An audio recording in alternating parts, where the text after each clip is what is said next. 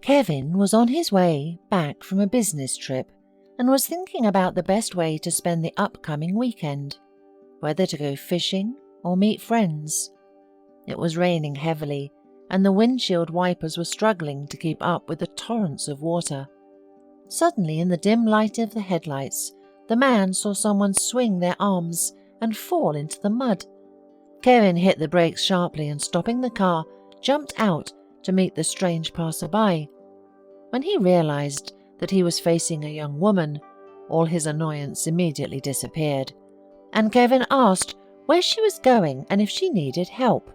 The stranger tiredly replied that she did not know where she was going and that she did not want to mess up the car. But Kevin pushed the new acquaintance firmly towards his car. The girl took off her wet coat, turned it inside out, and only then got into the car and asked to take her downtown. On the way, they got to talking. The girl's name was Megan. When she was 12 years old, her father died in an accident, and her mother decided to return to her hometown. There she met her first love and married him, but it turned out that the man liked to drink. At first, her mother tried to cure her new husband of drinking, but soon she herself began to drink with him. Megan tried to change things for a long time. She even hid both the money and the alcohol, but it did not help, and soon the stepfather began to molest Megan. She always managed to escape only because he was drunk. On this fateful, rainy evening, Megan overheard him offering his buddies to spend the night with her for money. She was frightened and ran away. Such was the sad story of this young woman. Suddenly the car stopped and Kevin said that she could live with him for a while and that she should not be afraid because he was living with his mother.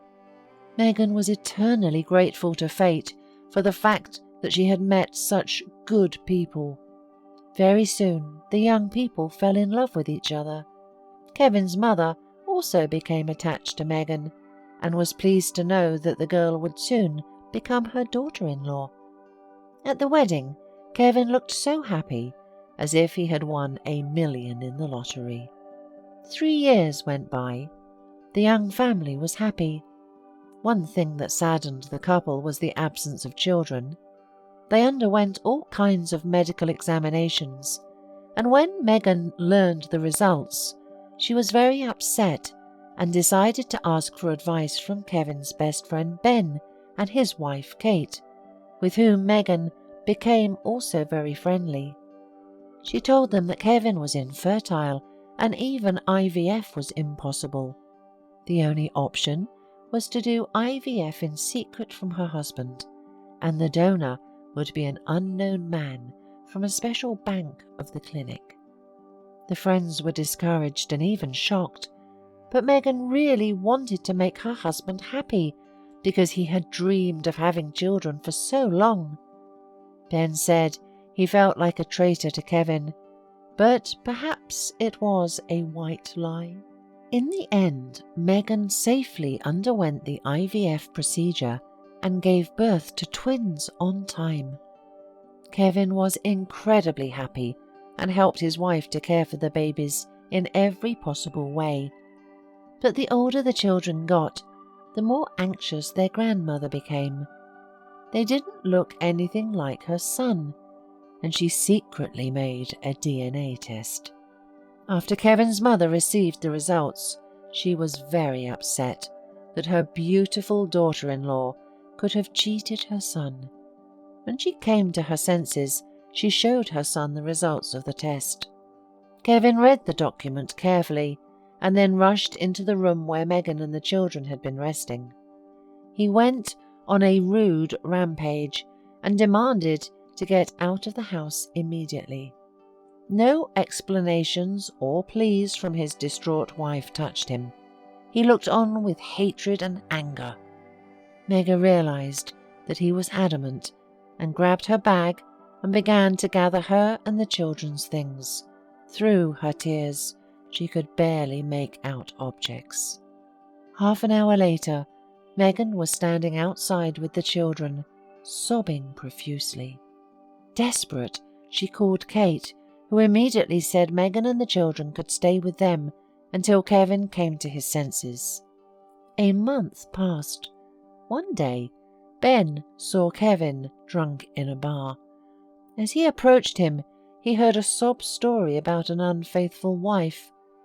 Ben indignantly called his friend an idiot and dragged him outside, explaining that Megan had taken advantage of the IVF procedure and had not cheated on him with another man, and that she wanted Kevin to know nothing about his infertility because she didn't want to hurt him.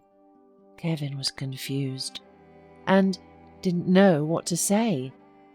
Then Ben said that all this time his wife and children had been living with him and Kate, and Kevin could clean himself up and try to make peace. The next day, Kevin stood in front of his wife and apologized to her. Megan could barely contain a smile, but she was pleased that things had finally been resolved. Her mother-in-law also apologized to Megan.